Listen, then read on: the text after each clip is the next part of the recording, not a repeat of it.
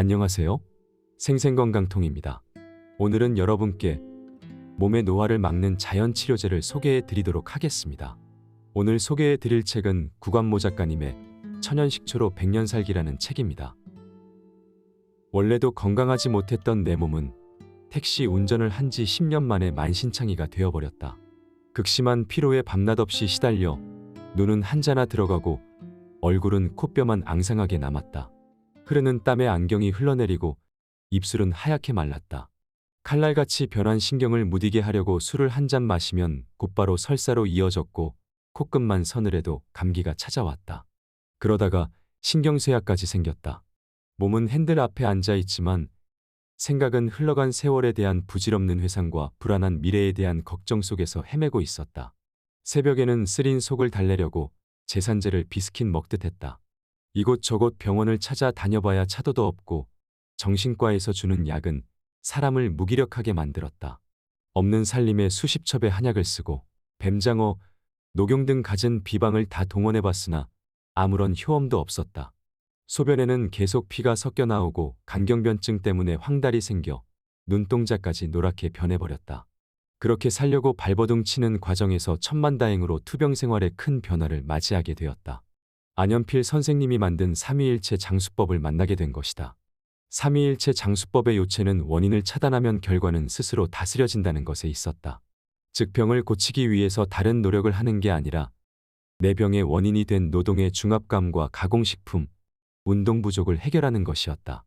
100번 묻는 것보다 한 번 보는 것이 낫고 100번 보는 것보다 한 번 깨닫는 것이 낫고 100번 깨닫는 것보다 한 번 실행하는 것이 낫다는 말이 있다. 나는 곧바로 매일 습관처럼 먹던 위장약과 신경안정제, 간염치료제를 쓰레기통에 던져버렸다. 보약과 강장제도 끊었다. 그 대신 아침을 굶고 현미밥을 먹고 등산을 시작했다. 삼위일체 건강법에 따르면 내가 병든 것은 심호흡을 안 해서 폐가 3분의 1밖에 가동을 안 하기 때문에 산소 흡입과 가스 배출이 원만하지 못한 것이었다. 운동을 해서 땀을 흘리면 기관지 폐장 속에 들어있던 탄산가스와 간장, 신장에 쌓인 독소들이 배출된다. 또 혈액순환이 잘 되고 혈압과 당 수치도 정상으로 내려가며 칼슘도 효율적으로 뼛속에 저장된다. 그래서 등산과 달리기가 건강에 좋은 것이다.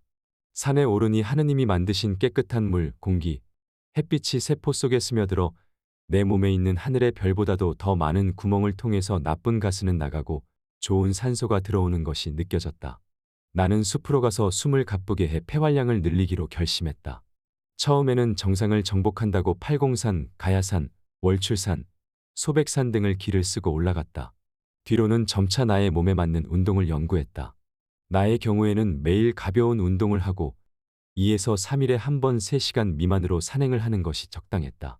또 등산과 함께 자연식을 시작했다. 현미와 검은 콩서리태, 보리쌀을 넣어 현미 잡곡밥을 지어 먹었다. 그리고 멸치, 미역, 깨, 팥, 녹두마늘, 생강을 자주 먹었다.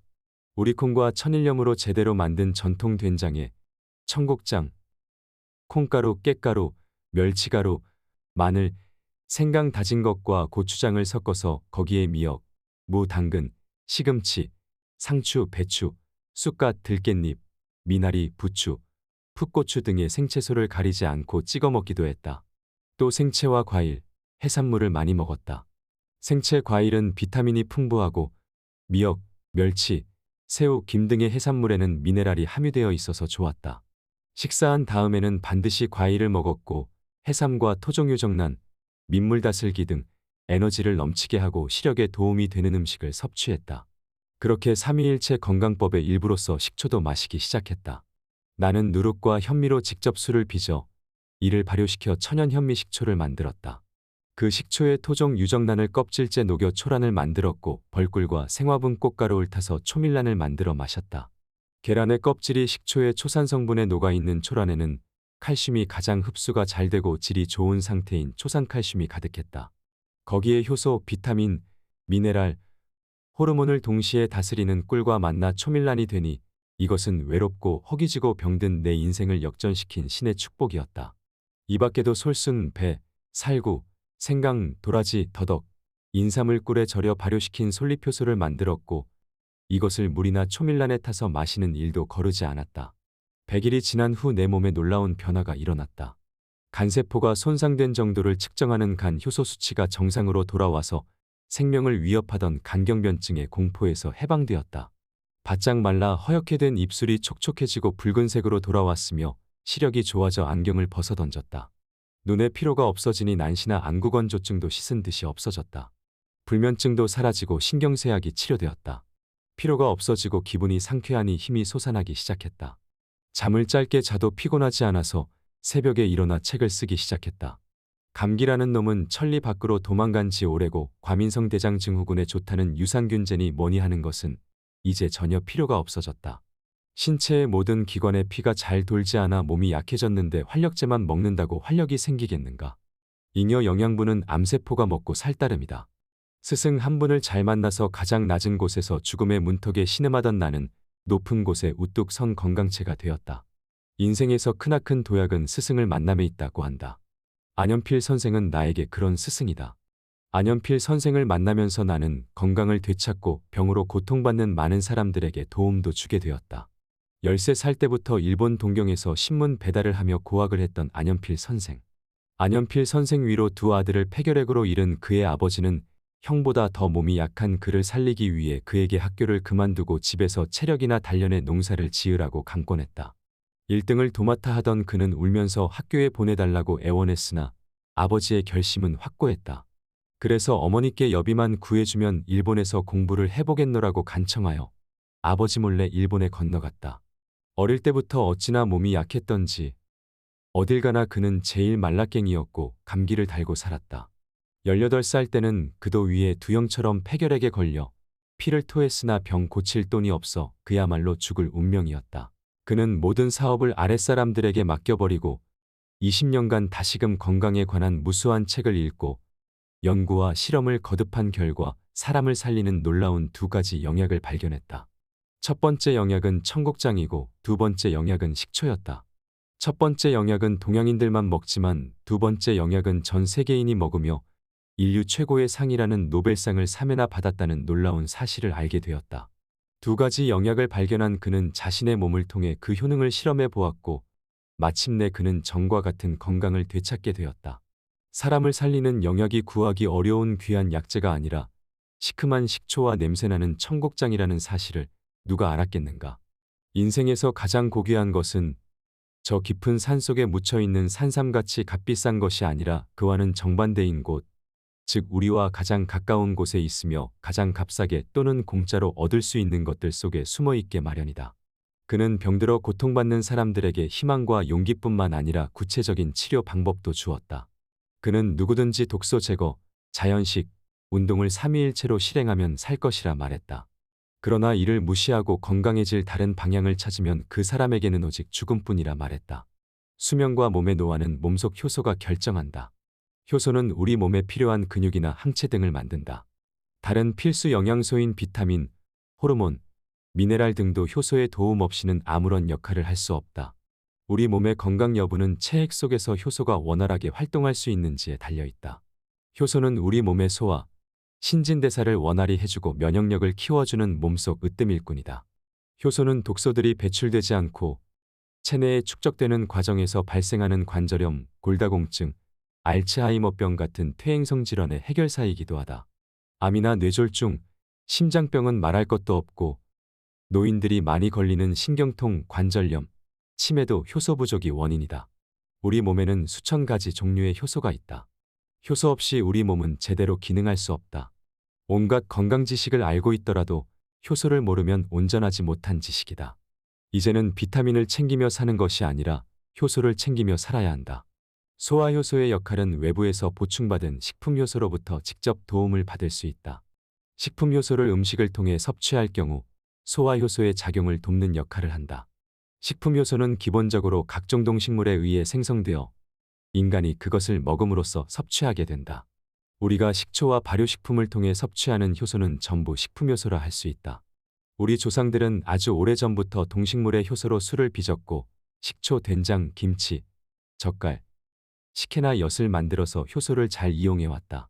기본적으로 인간은 100세 평생을 살아가기에 필요한 양의 효소를 스스로 생성해낼 수는 없다. 대략 30세 이후부터 우리 몸의 자연적인 효소 생성이 줄어들기 시작한다. 이때부터 재충전이 필요하다. 몸의 효소를 비축해야 한다. 그러지 않으면 우리 몸의 정상적인 신진대사에 지장을 초래하게 된다. 효소는 단백질로 이루어져 있어 열을 가할 경우 쉽게 파괴되는 성질을 지니고 있다. 효소는 말리거나 얼려도 죽지 않지만 열에 약하다. 효소는 30에서 35도에서 가장 왕성하게 활동하고 60도에서 기능이 정지되며 끓이면 사멸되므로 전통 발효식품은 가급적 끓이지 말고 먹어야 한다.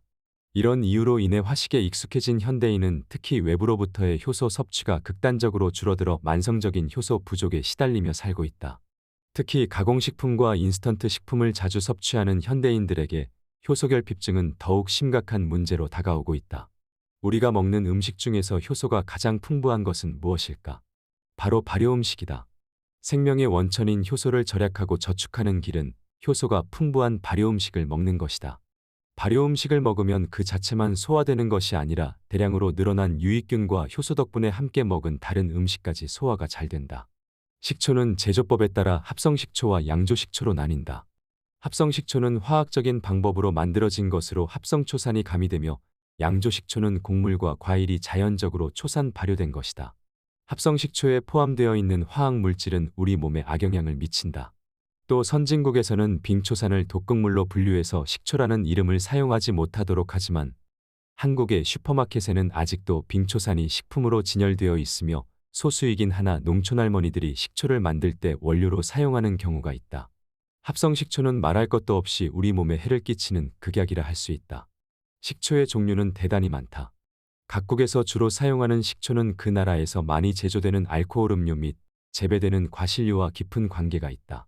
예를 들면 사과 주스를 발효시킨 미국의 사과식초, 포도 주스를 발효시킨 프랑스의 포도식초, 메가즙을 발효시킨 영국과 독일의 메가식초 등이 있다. 한국, 일본, 중국의 동북아시아 3국은 쌀, 보리, 옥수수 등으로 만드는 곡물초를 널리 사용해왔다. 한국의 전통 곡물초 중에서도 가장 영양가가 높고 치료 효과가 뛰어난 식초는 바로 누룩으로 만든 천연현미식초다. 천연현미식초는 현미로 고두밥을 찌고 그 고두밥에 누룩과 물을 첨가해 식초가 되기까지 발효 과정을 자연상태 그대로 하여 만든다. 식초의 재료가 되는 누룩은 건강을 유지하고 노화를 방지하는 물질을 만들어내는데 그 대표적인 것이 펩티드다. 펩티드는 쌀이나 청주 효모의 균체 속에 있던 단백질이 분해되어 아미노산으로 변하는 과정에서 만들어지는 물질이다. 연구 결과 청주에 포함되어 있는 펩티드는 몸의 세포를 강화하고 특히 약한 간장을 활성화시키는 것으로 밝혀졌다. 따라서 간장 기능이 약한 사람과 알코올 때문에 간장이 지나치게 손상된 사람에게 전통 식초는 권할 만한 식품이다. 그러나 누룩산이 없는 과일 식초는 간장의 독 기능이 미약하며 빙초산 합성 식초는 오히려 간 기능을 크게 해치므로 유의해야 한다.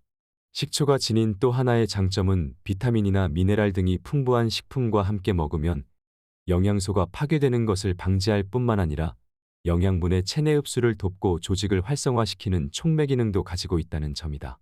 칼슘은 자연적인 상태에서 섭취하면 우리 몸에 잘 흡수되지 않는 물질 중 하나다. 특히 칼슘 부족은 정신질환과 성인병의 원인이 되기도 하여 잘 흡수하는 것이 매우 중요하다. 이러한 칼슘을 잘 흡수할 수 있는 방법이 바로 식초다. 칼슘은 식초와 같은 산성분에 녹아있는 초산칼슘 상태일 때 흡수율이 50% 이상 높아진다. 비타민C는 주로 채소나 과일에 많이 함유되어 있지만 열에 약하고 불안정함으로 저장법이나 조리법이 제한될 수밖에 없다. 그런데 비타민C는 체내에서 생성하거나 축적할 수 없기 때문에 반드시 매일 섭취할 필요가 있는 중요한 영양소이다. 이처럼 파괴되기 쉽고 다루기 까다로운 비타민C를 가장 잘 보호하고 그 효능을 발휘할 수 있게 하는 것이 바로 식초다.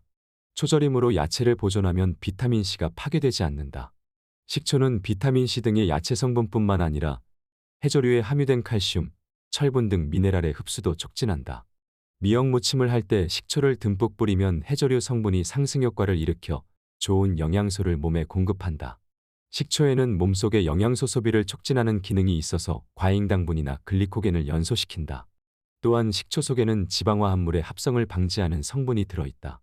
이것은 신진대사를 활발하게 해서 에너지를 만들어내는데 이러한 작용이 몸속의 노폐물을 배출하고 지방 분해를 촉진시켜 비만을 방지한다. 자연계에는 다양한 세균이 존재한다. 그 중에서 우리 몸에 도움을 주는 균을 유익균이라 하며 그중 장을 건강하게 하는 것은 젖산균이다. 젖산균은 요구르트를 비롯한 발효식품을 만드는 데 쓰인다. 장 속에 들어온 젖산균은 탄수화물 등의 당을 이용해서 효소와 산을 만들어내는데 이 과정을 젖산 발효라 한다.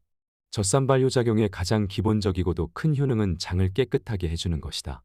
장 안에는 나쁜 균이 있는데 이것은 강력한 발암물질을 만들어낸다. 젖산균은 이러한 나쁜 물질을 해독한다. 천연식초는 그 자체로 소화효소이며 장 기능을 좋게 하는 젖산균의 제왕이다. 장 안의 대장균을 비롯한 유해세균을 죽여 변비를 예방하며 장 환경을 개선해 변비나 치질 등에도 효과가 뛰어나다. 장이 깨끗해지면 암은 물론 그 밖의 병원균에도 쉽게 감염되지 않는다. 전통 발효식품에는 간장, 된장, 고추장, 청국장, 식초, 김치, 식혜 등이 있고 식품에 따라 젖산균의 종류가 달라진다. 식초는 염분을 배설하는 역할도 한다. 음식을 조리할 때 식초를 곁들이면 염분을 억제해서 성인병 예방에 도움이 된다. 지나치게 신경을 쓰거나 운동을 많이 하면 에너지가 소비되면서 젖산이 발생한다. 보통 젖산은 소변에 섞여서 배설되지만 너무 많이 생기면 배출되지 못하고 조직 속의 단백질과 결합해 근육경화를 초래한다. 등산을 하거나 많이 걸어서 다리가 아픈 것은 젖산이 분비되어 딱딱해지면서 피로감을 느끼기 때문인데 이 근육경화는 어깨결림, 관절염, 요통 등을 일으킨다. 또한 젖산은 혈관과 신경에도 달라붙는다. 그러면 신진대사가 제대로 되지 않아 노화가 빨리 오고 마음이 불안정해지며 자주 화를 내게 된다. 이때 식초 같은 유기산을 섭취하면 젖산을 인체에 무해한 물과 탄산가스로 분해하는 작용을 하기 때문에 몸의 피로가 빨리 해소된다. 식초 속 유기산은 우리 몸속에서 살균, 해독 작용을 하며 항염증제인 부신피지로르몬의 원료가 된다. 아미노산, 사과산, 호박산 등 60종류에 이르는 다양한 유기산들은 신진대사를 활발하게 해서 인간의 몸에 매우 유익하다. 인체가 음식물로 섭취한 포도당은 세포 내에 있는 미토콘드리아에서 산소와 연소하면서 생성되는 에너지로 살아간다고 한다. 그 과정 중에 산소가 제대로 공급되지 못하면 연소하다가 남은 찌꺼기인 탄산가스와 물이 세포 밖으로 배출되지 못하고 축적되어 온갖 질병이 발생한다. 암을 비롯한 각종 문명병은 모두 산소 부족이 원인이다. 즉 산소가 부족해 영양분이 제대로 연소하지 않고 그 찌꺼기인 탄산가스와 물이 배출되지 못해서 병이 생기는 것이다. 그런데 식초가 산소 공급을 증대하고 탄산가스 배출을 원활하게 해주니 건강에 얼마나 큰 공로자인가. 만일 식초가 산삼과 같이 희귀하다면 식초 한 병에 산삼 10,000뿌리 이상의 값어치가 있을 것이다. 지방 과다 섭취 문제를 살펴보자. 지방에는 동물성 지방과 식물성 지방이 있다. 동맥경화를 일으키는 포화지방산은 동물성 지방에 많이 들어있고 반대로 동맥경화를 억제하는 불포화지방산은 식물성 지방에 많다. 동물성 지방을 많이 섭취하면 포화지방산을 많이 섭취하게 되어 고지혈증이 생긴다. 한고기는 대부분 쇠고기, 돼지고기, 닭고기 등에서 동물성 지방을 얻는데 이들 동물의 체온은 사람보다 높다. 따라서 동물보다 체온이 낮은 인간의 몸속에 들어온 이 동물들의 지방은 잘 녹지 않게 된다. 우리의 장은 잘 녹지 않는 이들 지방을 어떻게든 녹여서 흡수하려고 하는데 이 때문에 장에 무리가 온다. 그래도 녹질 않으니 결국 장은 간에 구조 신호를 보낸다. 간은 지방을 분해해서 흡수시킬 수 있는 성분인 담즙산을 대량으로 분비한다. 농도가 진한 담즙산이 대량으로 방출되면 간장이 지쳐 담낭염 담석증이 생기고 마침내 세포의 변조가 일어나 췌장암 등이 생길 수 있다. 암의 원인에 관해서 여러 가지 이야기가 있지만 발병 포인트는 장에 있다. 장 속 세균의 상태가 조화를 이뤄서 혈액이 더러워지고 각종 염증이 생기며 간에서 완전히 해독되지 못한 독소가 혈액 속으로 흘러 들어가서 간경변증과 신부전증을 일으킨다. 췌장암을 비롯한 모든 암이 위와 같은 과정으로 일어난다. 동물성 지방의 과다로 인해 장에서 일어나는 이런 문제들은 식초 하나로 해결할 수 있다. 간단하게 실험을 해보면 알 수 있다. 기름이 엉기는 곰탕에 식초를 한 숟가락 타보는 것이다. 곰탕 속 기름은 식초를 넣자 얼마 안 가 기름이 풀려버린다. 우리가 고지방 음식을 먹은 후 습관적으로 식초를 마시면 대장이 지방을 녹이지 못해 무리를 하고 간장이 담즙을 대량으로 방출하며 고통스러워질 일이 없어진다. 간이 나쁘면 먼저 눈이 나빠진다. 사물을 인식 판단하고 정보를 수집하기 위해 많은 양의 에너지를 소비하는 눈은 간으로부터 비타민 A 등의 물질을 공급받는다. 그런데 간이 자신의 세포에 들이닥치는 유독물질을 해독하기 힘겨워지면 눈에 필요한 물질을 충분히 공급하지 못하는 경우가 생긴다. 간이 나쁘면 외관상으로도 눈의 흰자위가 누래지고 눈이 광채를 잃는다. 피부가 장을 비추는 거울이라면 눈은 간이 밖으로 나타난 것이다. 간 기능이 약화되면 눈이 침침해지고 야맹증이 생기며 불빛둘레에 무지개 같은 홍륜이 보이는 녹내장이나 눈의 수정체가 회백색으로 흐려져 마침내 실명하게 되는 백내장 등이 발생한다. 눈을 좋게 하는 방법은 비타민, 미네랄 따위를 먹는 것이 아니라 간을 편하게 하는 것이다. 칼로리를 중요시하는 서구 영양학을 맹신하면서 육식과 가공음식을 지나치게 섭취하다 보면 간장에 무리가 오기 때문에 녹내장, 백내장이 생기고 간장에 돌도 생긴다. 간이나 신장에는 원래 돌이 생길 이유가 없다. 초밀란은 계란을 식초에 담가 껍질을 녹인 뒤 꿀과 화분을 혼합한 건강식품이다. 이때 식초는 단연 천연 현미식초를 사용하며 꿀은 천연벌꿀, 계란은 자연 방목한 토종달걀 유정란을 사용해야 한다. 계란을 통째로 깨끗이 씻어 물기를 뺀 다음 6에서 7일간 식초에 담가두면 껍질은 식초에 녹아 초산칼슘으로 변하고 계란의 흰막은 곰처럼 부풀어 올라 그 속에 흰자와 노른자가 그대로 남는데 이 막을 제거한 다음 잘 저어두면 초란 원액이 만들어진다. 이 원액에 벌꿀과 화분을 타서 식초의 신맛이 줄어들면 비로소 맛있는 초밀란이 된다. 암은 효소가 부족해서 발생한다. 실제로 암이 발생했을 때는 몸속에서 효소의 일종인 카탈라아제를 거의 찾아볼 수 없다. 카탈라아제는 조직과 세포를 공격해 산화시키는 활성산소를 분해하는 역할을 하는 효소다. 카탈라아제가 감소하기 시작하면 세포의 활동이 둔해지고 칼슘 흡수가 적어지며 혈액이 산성이 되어서 활동을 제대로 할 수 없게 된다. 이것이 결국은 암과도 연관된다. 초밀란이 항암 효과가 있다는 것은 여러 문헌에서 찾아볼 수 있지만 특정한 물질 하나가 항암 작용을 한다기보다는 카탈라아제와 같은 여러 종류의 효소와 다양한 영양소가 복합적으로 작용해서 얻어지는 것이라고 할 수 있다. 초밀란은 그저 아플 때만 먹는 영양제가 아니다. 피로할 때, 음주 전후 고기나 공해식품을 먹었을 때를 대비해 가정상 비약으로 비치하고 그때그때 해독제로 마시는 것이 가장 바람직하다. 잦은 음주 때문에 구역질을 하는 사람이 초밀란을 마시면 수일 내에 구역질이 없어지고 각종 부패균은 5분 이내, 콜레라균도 30분 이내에 식초 속에서 사멸한다. 초밀란이 혈액을 산성으로 만드는 젖산과 초성포도산을 해소시켜주기 때문이다.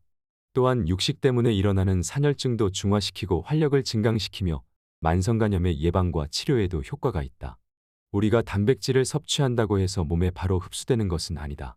산이나 효소에 의해 아미노산으로 분해되어야 흡수되어 우리 몸에서 피가 되고 살이 된다. 양질의 단백질은 아미노산으로 전환될 수 있는 성분이 많은 단백질을 뜻한다.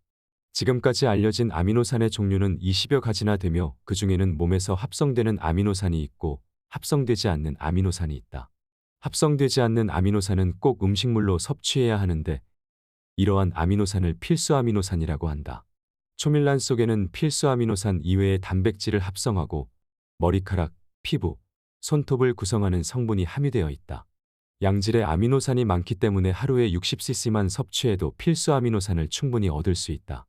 어떤 중년 여성은 류머티즘성 관절염을 오랫동안 앓으면서 매일 부심피질 호르몬을 서너 정씩 복용해왔다. 그 때문에 뼈가 약해졌음은 말할 것도 없고 마치 항암 치료를 받은 환자처럼 머리카락이 빠지고 위장도 헐어서 죽으로 연명하는 상태였다. 그런 상태에서는 어떤 약을 사용해도 효력이 나타나지 않는다. 약효도 몸의 면역 기능이 남아있을 때 나타나는 것이지 몸이 지나치게 약해졌을 때는 어떤 효력도 기대할 수 없다. 때로는 약에서 얻을 수 있는 것이 치료 효과보다는 진통 억제 효과뿐일 때도 있다. 지력이 떨어진 토양에는 퇴비를 주어서 지력을 높여야 한다. 화학비료나 농약은 토양을 더 나빠지게 할 뿐이다. 이처럼 몸이 나빠져서 합병증이 온 환자는 약으로 치료할 것이 아니라 영양학적으로 도와주어야 한다. 약은 도리어 체력을 떨어뜨린다. 당장의 병마를 물리치고 활기차게 인생을 살고 싶은 욕망은 이해할 수 있다. 똑똑한 사람일수록 그런 욕망은 더 강하다. 하지만 세상에는 당장의 병을 고쳐줄 약이나 식품은 없다. 건강한 활력을 되찾기 위해선 자연 치유력이 회복되도록 차근차근 생활 습관을 바꾸는 수밖에 없다. 초밀란은 최고의 비타민 공급제다. 초밀란을 오랫동안 복용하면 피로를 모르는 체질이 된다. 이틀이 멀다 하고 병원을 찾지 않으면 안 되고 외출할 때는 약봉지부터 먼저 챙겨야 하는 사람, 약간만 기온이 변해도 감기에 걸리는 허약한 어린이, 발기부전이나 조루 증세로 기죽어 있는 남성은 초밀란 요법을 실행하기 바란다. 우리는 거의 매일 계란을 먹으며 살고 있으나 계란 껍질은 먹지 않는다. 계란 한 개의 껍질에는 칼슘이 약 700mg 들어있는데 이는 성인 기준 칼슘의 하루 섭취 권장량에 해당한다. 우리는 매우 좋은 칼슘 섭취 통로를 벌이고 있는 셈이다. 앞서 말했듯 초밀란을 만들 땐 수개의 계란이 통째로 들어간다. 그리고 계란 껍질은 식초에 의해 녹아 먹을 수 있는 상태가 된다. 사실 칼슘을 섭취하기에 가장 좋은 방법은 식초에 녹아있는 칼슘을 섭취하는 것이다. 초상칼슘은 칼슘을 단독으로 섭취하는 것보다 흡수율이 50%가량 높아 가장 질이 좋고 흡수가 용이한 칼슘 상태라 할 수 있다. 칼슘 섭취가 부족해서 뼈에서 녹아나온 칼슘은 해로운 작용을 하는 것에 반해 입으로 들어간 칼슘은 유익하게 쓰이고 남는 것은 배출된다. 보충제로 섭취한 칼슘은 신장에 부담을 줄 수 있으나 음식으로 섭취한 칼슘은 전혀 문제가 되지 않는다는 연구 결과가 나와 있다. 초밀란은 칼슘을 흡수하는 가장 좋은 식품이다. 칼슘 섭취 권장량은 성인 기준 하루 700mg이지만 임산부와 노인은 섭취량을 늘려야 한다. 식초에 녹아있는 초상칼슘은 가장 질이 좋고 흡수가 쉬운 칼슘이기 때문에 임산부와 노인에게 특히 좋다. 임산부, 수유부가 초밀란을 마시면 산모의 건강은 물론 태아의 두뇌와 피부에까지 영향을 미치는 돈으로는 도저히 환산할 수도 없는 가치가 있다. 칼슘은 혈액을 깨끗하게 하고 뇌신경을 활성화해서 치매를 예방하고 신경을 안정시키는 작용을 하며 인슐린 분비를 촉진해서 당뇨 증상을 개선한다. 또 식욕을 증진시키고 흡수력을 높이며 피로 해소 작용도 한다. 요즘 청소년들의 각종 비행과 주의산만 덜렁대는 성향, 무기력과 자폐증이 대부분 화학가공식품을 지나치게 섭취하기 때문에 칼슘이 손실되어서 온 부작용이라는 미국의 연구 결과도 있다. 칼슘은 이처럼 우리 몸에 중요한 작용을 하는 성분이다. 자연 발효식품인 초밀란으로 칼슘을 보충하면 몸과 마음 모두 건강한 삶을 살 수 있다. 많은 사람들이 계란에 콜레스테롤이 많다고 알고 있다. 그렇다. 계란에는 콜레스테롤이 높은 수치로 들어있다. 하지만 인체에 해를 끼치는 계란의 콜레스테롤은 좁은 공간에 가두어 키운 닭이 낳은 무정란의 콜레스테롤뿐이다.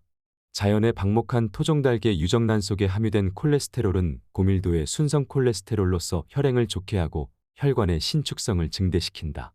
원래의 계란은 그 자체로 콜레스테롤을 제어할 수 있는 능력을 갖고 있다는 사실을 알아야 한다. 왜 이런 차이가 있을까? 시골에서 풀어 키우는 닭은 집변두리에서 야생풀을 뜯고 곤충도 잡아먹는다. 그 결과 계란 속에는 불포화지방산의 함유량이 훨씬 많다. 옛날 우리의 토종 계란은 지금의 계란보다 불포화지방산의 함유량이 훨씬 많이 들어있었다. 영국의 크로포드 박사에 의하면 방목해서 키운 토종 계란은 포화지방산과 불포화지방산의 비율이 1대1인 반면 공유 중심의 사료로 키운 시중의 계란은 20대1의 수준이라고 한다. 사람도 먹는 음식에 따라 몸속의 지방산 구성 비율이 당연히 달라진다. 어떤 음식을 먹는가에 따라 내 혈관과 세포 속의 구성 성분이 달라지며 대사 환경이 달라지고 조직, 기관, 몸 전체의 구조가 달라져 체질 개선을 할 수 있게 된다. 닭 또한 마찬가지다. 닭이 먹는 사료에 따라 닭의 신체 내 지방산 함량의 질이 크게 달라진다. 유정란은 암수가 교미하여 정자가 들어가 수정을 이룬 계란이고 무정란은 암탉 혼자 낳은 살아있지 않은 계란이다. 유정란은 생명체이고 무정란은 무생명체다. 생명체인 유정란은 어미닭이 품으면 21일 만에 병아리로 태어나는 완벽한 균형체이지만 무정란은 원래부터 생명이 존재하지 않은 죽은 물체다. 그 자체가 불균형을 이루고 있을 수밖에 없다. 무정란은 배란에 불과한 것으로서 그것은 알이 아니다. 어미닭이 품지도 않고 생명 있는 것의 먹이도 아니다. 뱀도 쥐도 무정란은 먹지 않는다. 문명생활의 본능이 마비된 인간만이 유정란과 무정란을 구분하지도 못하고 먹고 있는 것이다. 우리 몸에 분포되어 있는 혈관의 길이는 지구 둘레의 2바퀴 반이나 된다. 이 긴 혈관은 산소와 영양을 공급하고 노폐물을 배출하는 수송로 역할을 하는데 어느 한 군데만 막혀도 심각한 질병을 일으킨다. 일단 피가 한번 나빠지면 피를 통해서 만들어지는 세포, 세포가 모인 조직, 조직이 모인 기관, 기관이 모인 인체가 연달아 제 기능을 상실해서 병에 걸린다. 그렇다면 피가 잘 돌지 않고 독이 쌓이는 원인은 무엇일까? 그것은 나쁜 공기와 음식, 운동 부족, 과한 마음 때문이다. 공기, 물, 음식은 피의 원료인자가 되고 운동은 피의 순환인자가 되며 과하지 않은 마음은 피의 영양인자가 된다. 세 인자가 나빠지면 피가 더러워지고 움직이는 힘이 약해진다. 따라서 나빠진 피를 좋게 만들기 위해서는 앞서 말한 피의 세 가지 구성 요소를 제대로 갖추어야 한다. 우선은 좋은 공기, 좋은 물, 좋은 음식 등 좋은 원료로 피를 만들어야 한다. 좋은 원료로 만든 피라도 운동이라는 순환인자를 무시한 채 손가락 하나 움직이기 싫어하며 산다면 피가 몸 전체를 제대로 돌지 못하게 된다. 마찬가지로 분노하고 좌절하는 생활을 하여 영양인자가 오염되어 버리면 좋았던 피는 다시 탁해져 버린다. 병이 생기는 가장 큰 원인은 과식과 체내 독소 누적이다. 아침을 먹지 않고 생수를 많이 마시면 병을 고치는 자연 치유력이 생긴다. 음식을 먹지 않으면 배가 고프다. 그러다가 배고픔이 굶주림으로 변해도 음식물을 먹지 않으면 인체는 그때까지 몸속에 저장해 두었던 영양분을 사용하기 시작한다. 이때 몸 안에서 가장 중요한 신경이나 심장에 필요한 영양분은 끝까지 남고 가장 빨리 사용되는 것은 체내의 종양이나 유착물질 등의 노폐물이며 그 다음이 피하지방이나 혈관 속 콜레스테롤이다. 이것이 가장 중요한 단식의 건강 원리이다. 몸의 대청소이자 자동차로 치면 엔진 분해술이라고 할 수 있는 단식은 체내 노폐물을 청소하는 일이라 할 수 있다. 속을 비우면 자율신경계와 내분비계에 영향을 미쳐 자연 치유력이 높아진다. 니시 건강법의 핵심은 인체가 오전에는 배설하고 오후에는 흡수하므로 아침을 굶고 생수를 많이 마셔서 몸속의 독을 빼야 한다는 것이다. 그는 수많은 피실험자들을 대상으로 하루에 소변으로 나오는 독소량을 검사했는데 그 결과 아침, 점심, 저녁 일일 3식을 하는 사람의 소변에는 독소가 75%만 배출되고 25%가 체내에 잔류했으며 아침을 굶고 점심, 저녁 이식을 하는 사람의 소변에는 독소가 100% 배출된다는 결과를 얻었다. 이는 인체가 오전 중에는 배설기관을 활동시키고 해독작용을 하므로 오전 중에는 영양을 섭취하지 않는 것이 좋다는 사실을 말해준다. 새끼를 반드시 먹어야 하는 것은 아니다. 짐승도 새끼를 먹지 않는다. 특히 만성 위장병과 변비는 아침을 먹지 않는 것만으로도 좋아진다. 아침을 굶으면 소화 기관이 전체적으로 건강해져서 점심도 맛있고 저녁도 맛있어진다. 건강장수는 맛있게 먹은 밥그릇 수와 비례한다. 먹기 싫은 아침을 억지로 먹고 허둥지둥 출근하면 위장의 혈류량이 감소해서 위암의 원인이 된다. 식욕이 없을 때 억지로 먹은 것은 소화가 안 되고 썩어서 독을 만든다. 암세포는 잉여 영양분을 먹고 살기 때문에 소화가 안 된 것은 병을 일으킨다. 인간이 늙고 병들어 죽는 가장 큰 원인이 여기에 있다. 병은 먹어서 고치는 것이 아니라 굶어서 고친다. 배가 고픈 상태를 즐겨야 한다. 속을 비워야 몸속에 해독작용이 일어나고 백혈구의 식균력이 높아지며 외부의 병균을 죽여 인체를 보호하는 T림프구의 활동이 왕성해진다. 그리고 간장, 위장, 신장이 휴식을 취하고 스스로 상처를 치유할 수 있다. 저녁을 6시에 먹고 이튿날 아침을 굶고서 12시에 점심을 먹으면 18시간을 단식하는 것이다. 이것만으로도 충분하니 몸에 무리를 주는 장기간 단식은 하지 않는다. 아침에 일어나서 바로 생수 2컵을 마시면 신장이 밤새 작업해놓은 노폐물을 시원하게 배설하는 데 도움이 된다. 그리고 점심때까지 굶고 생수만 마셔서 독소를 배출한다. 병은 몸에 불필요한 물질이 쌓여서 생기는 것이다. 물은 세포 내에서는 물질 대사의 매체가 되며 세포 밖에서는 세포 환경의 매체가 된다. 물질 대사는 물속에서 일어나는 화학 반응이며 물질은 물에 녹아 있어야 운반될 수 있기 때문에 물이 없는 생명이란 생각하기조차 어렵다. 참으로 물은 생명의 원천인 것이다. 물은 더러운 것을 씻어내고 굳은 것을 녹여내며 탁한 것을 묽게 한다. 인체는 물속에 잠겨있는 섬이다. 아침을 굶고 용존산소가 살아있는 물만 많이 마셔도 신장병에 걸리지 않고 고혈압, 당뇨병, 간장병은 반 이상 고칠 수 있다. 하루에 생수 2리터는 마셔야 한다. 잔으로는 10잔 정도다. 사람이 먹는 단백질이나 탄수화물 등에서는 여러 가지 대사물질이 생성된다. 단백질에서는 요산, 요소, 황산, 인산 등이 만들어지고 지방이나 탄수화물에서는 낙산, 아세트산, 젖산, 초성포도산 등이 만들어진다. 이들 물질은 혈액을 산성으로 바꾸며 강한 자극을 주기 때문에 몸속에 그대로 머물러 있으면 각종 염증과 위궤양 등을 유발할 수 있다. 이러한 유해물질을 중화하고 배설시키는 데 중요한 역할을 하는 것이 바로 식초다. 산삼, 녹용, 웅담보다 제대로 생산된 천연식초와 유정란 한 알이 더 영양가가 많고 자연 치유력이 높다. 난황은 살아있다. 생명 그 자체인 유정란에 천연식초를 첨가하면 뛰어난 자연치료제가 된다. 암 특효약이나 두뇌 영양제로 고가에 판매되는 외국산 레시틴 제제를 복용하는 것보다 초밀란을 먹는 것이 훨씬 현명하다. 천연식초의 젖산균, 계란의 칼슘과 철분, 레시틴을 가장 흡수가 잘 되고 질이 좋은 상태로 먹을 수 있기 때문이다. 허리 삐고 담 걸리면 식초에 계란을 녹여서 마셨던 한국의 할머니 할아버지들은 다 알고 있었던 활력제 치료제를 많은 현대인들이 모르고 있다. 소금 하나만 잘못 먹어도 건강장수는 불가능하다. 염분은 위산의 원료이다. 위산은 음식물에 섞여 들어오는 각종 세균을 없앨 뿐만 아니라 철분을 소화시켜 적혈구를 만든다. 또한 염분이 부족하면 신경계가 조화를 이루지 못하고 인체의 좌우 순환 속도가 달라질 뿐만 아니라 체액이 중화되지 못하며 혈액에 생긴 이상을 바로잡지 못한다. 염분은 독소 제거, 살균, 방부작용을 통해 인체를 지켜주는 파수꾼과도 같다. 우리 조상들은 장사를 하거나 이윤을 남길 때 실속 있고 값진 것을 짭짤하다고 표현했다. 이 말처럼 짭짤한 음식도 우리 몸에 실속 있고 값진 것이라 할 수 있다. 우리 조상들은 짭짤한 것을 간장, 된장으로 섭취했다. 정제염은 식품이라기보다 화학약품이라서 고혈압을 유발하고 신장세포를 찌그러뜨리지만 조상의 방식대로 간장, 된장으로 염분을 섭취하면 염분은 우리 몸에 실속 있는 영양분이 된다. 하지만 많은 의사, 박사들이 소금을 멀리하고 싱겁게 먹으라고 주장한다. 왜 이런 주장이 나오는 것일까? 화학적으로 제조된 정제염으로 염분을 섭취하는 것과 간장, 된장 같은 발효음식으로 염분을 섭취하는 것의 차이를 구분하지 못하기 때문이다. 심지어 어떤 의학 박사는 한국인이 국이나 찌개 때문에 염분을 과다 섭취한다고 하며 한민족이 천년간 먹어온 국과 찌개를 먹지 말자는 운동을 벌이고 있다. 하나는 알고 둘은 알지 못하는 무지의 소치다. 문제는 국이나 찌개를 먹는 식습관에 있는 것이 아니라 정제염으로 간을 내고 그 정제염으로 화학제조 공정을 거쳐 만든 공산품 간장, 된장을 사용하는 데에 있다. 우리 조상의 전통 방식대로 반드시 국산 콩과 천일염으로 간장과 된장을 만들어 염분을 섭취한다면 아무 문제가 생기지 않는다. 좋은 영양소는 좋은 재료로 섭취해야 효과가 있다. 오염된 음식으로는 제대로 된 영양소를 섭취할 수 없다.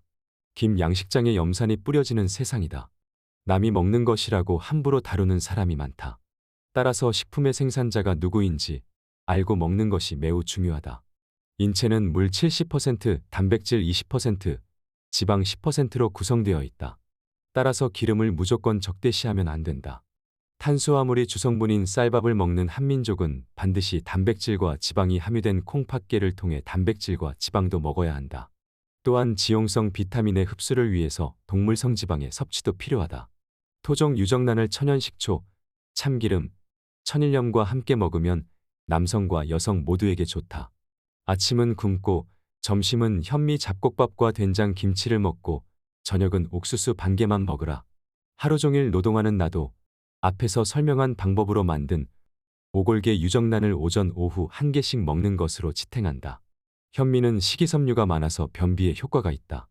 대장에 숙변이 있으면 장 속 세균이 숙변을 분해해서 인돌이나 암모니아 같은 유해물질이 생성된다.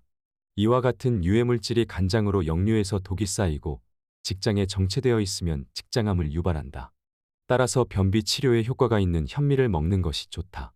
현미는 신운이 남아있어 지방과 단백질이 많고 비타민 B1이 많이 함유되어 있어 백미보다 영양가가 높다. 50번 이상 꼭꼭 씹어 먹으면 백미보다 소화율이 오히려 높고 하루 종일 허기지지 않게 된다. 현미는 가장 좋은 비타민과 무기질의 공급원이 될 수 있다. 칼슘, 마그네슘을 비롯한 미네랄은 비타민과 함께 지방, 탄수화물, 단백질 등 5대 영양소에 포함되는 생리활성 물질이다. 신경, 골격, 혈액의 구성성분일 뿐만 아니라 체내 전해질의 균형 유지에도 관여한다. 미네랄은 이처럼 다양한 역할을 하지만 지구의 어떤 생물체도 미네랄을 스스로 체내 합성할 수 없어 반드시 식품으로 섭취해야 한다. 특히 마그네슘은 에너지 생산, 근육의 수축 이완, 신경 활성화, 뼈 유지에 필수적인 물질이다. 우리의 신경계에서 마그네슘은 흥분이나 초조한 상태를 가시게 하고 긴장감을 줄여주어 심신을 안정시키는 역할을 한다. 때문에 마그네슘이 부족하면 불면증이나 우울장애, 신경과민, 불안증 등이 나타날 수 있다. 또 마그네슘이 부족해지면 근육경련, 극심한 피로감, 눈 밑이 떨리고 자주 다리가 저리는 증상 등을 겪기도 한다. 특히 마그네슘 부족은 심장 전기의 부조화를 일으켜 작금 사망률이 급증하고 있는 자율신경실조증으로 인한 심방세동부 정맥을 유발하는 중요한 원인이 된다. 전문가들에 의해 마그네슘이 천연의 진정제로 불리는 것도 심장 전기에 관여하는 마그네슘의 이러한 성질 때문이다. 마그네슘은 주로 통곡, 콩류, 해조류 등에 풍부한데 식생활이 서구화되면서 식품을 통해 섭취하기가 어려워졌다. 약으로 섭취하는 마그네슘 또한 흡수가 어렵고 설사 등의 부작용이 있을 수 있다. 앞서 말했듯 이렇게 중요한 마그네슘은 물속의 웅담이라 불리는 다슬기에도 듬뿍 함유되어 있다. MSM이라고 불리는 식이유황은 우리 몸의 뼈와 연골 같은 콜라겐 조직을 구성하는 데 필수적인 성분이다. 식이유황을 섭취하면 인체 내 콜라겐 성분이 풍부해져 연골 기능이 강화되고 관절의 염증과 그로 인한 통증을 완화하는 등 관절 건강 관리에 도움이 될 수 있다는 것이다. 일반적으로 식이유황은 항염, 진통, 해독, 피부, 관절 건강에 도움이 된다고 알려져 있지만 심장 박동을 부드럽게 한다는 측면에서 심장병 환자에게 더욱 유용하다. 식이유황 식품은 파, 마늘, 양파, 생강, 강황, 부추, 삼채이다. 하나같이 체열을 올리고 성욕을 솟구치게 하는 최음제라고 해서 불가해서 금기하는 식품들이다. 위 식품을 옥굴에 절여서 액기스를 만들어 냉장실에 보관하고 만병을 예방, 치료하는 상비약으로 사용하는 것이다. 옥굴은 6월 말경 온나무 꽃이 필 때 나온 것이 좋다. 이때 만들어진 옥굴에는 주위에 피어있는 오가피, 음나무 등 약나무의 약성도 같이 담기게 된다.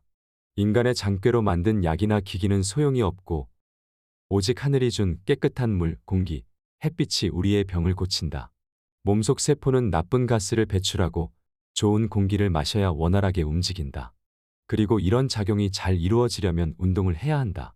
우리가 심호흡을 하지 않고 숨을 편히 쉬면 폐가 3분의 1밖에 가동하지 않기 때문에 산소 흡입량과 가스 배출량이 원만하지 못해서 병에 걸린다. 편히 노는 부자들에게 병이 많은 것은 바로 그 때문이다. 병을 고치기 위해서 운동은 안 하고 그저 편히 쉬면서 좋다는 약만 먹으니 병이 점점 악화되는 것이다. 운동을 해서 땀을 흘리면 폐장 속에 들어있던 탄산가스와 간장, 신장에 쌓인 독소가 배출되고 혈액 순환이 잘 된다. 또 혈압과 당 수치가 정상으로 내려가고 칼슘도 효율적으로 뼛속에 흡수된다. 등산과 달리기는 건강을 유지할 수 있는 최고의 운동이다. 그러니 당장 산으로, 숲으로 가서 숨을 크게 쉬고 폐활량을 늘리자. 네. 300페이지 가량의 책에는 식초 말고도 내 몸을 살리는 여러 가지 식품과 그 식품의 섭취 방법에 대해서도 자세히 실려 있습니다. 꼭 한번 읽어보시길 바랍니다. 지금까지 들어주셔서 감사합니다. 건강한 하루 되십시오. 안녕하세요. 생생건강통입니다.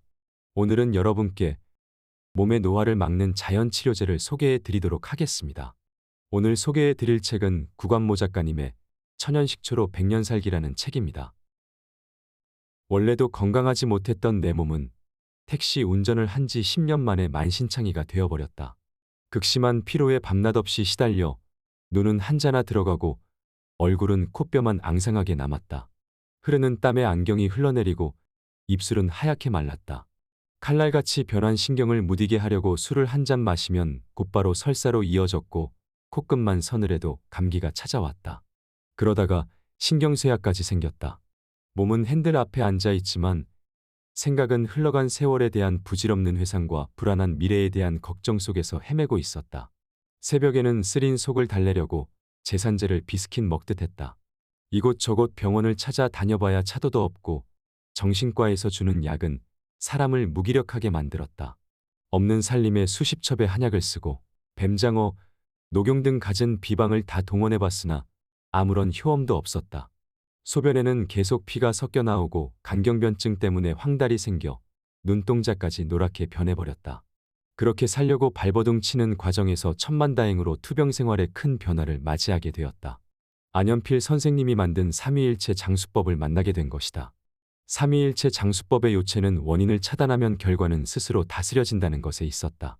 즉 병을 고치기 위해서 다른 노력을 하는 게 아니라 내 병의 원인이 된 노동의 중압감과 가공식품, 운동 부족을 해결하는 것이었다. 100번 묻는 것보다 한 번 보는 것이 낫고 100번 보는 것보다 한 번 깨닫는 것이 낫고 100번 깨닫는 것보다 한 번 실행하는 것이 낫다는 말이 있다. 나는 곧바로 매일 습관처럼 먹던 위장약과 신경안정제, 간염치료제를 쓰레기통에 던져버렸다. 보약과 강장제도 끊었다. 그 대신 아침을 굶고 현미밥을 먹고 등산을 시작했다. 삼위일체 건강법에 따르면 내가 병든 것은 심호흡을 안 해서 폐가 3분의 1밖에 가동을 안 하기 때문에 산소 흡입과 가스 배출이 원만하지 못한 것이었다.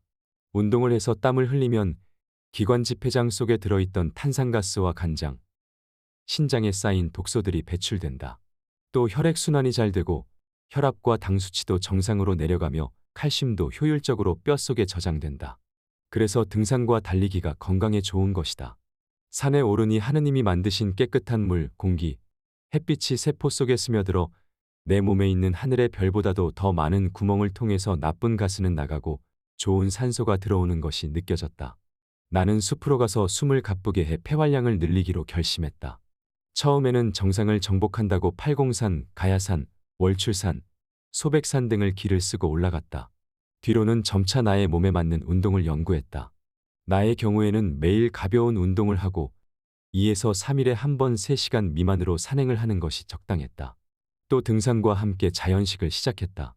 현미와 검은 콩서리태, 보리쌀을 넣어 현미 잡곡밥을 지어 먹었다. 그리고 멸치, 미역, 깨, 팥, 녹두마늘, 생강을 자주 먹었다.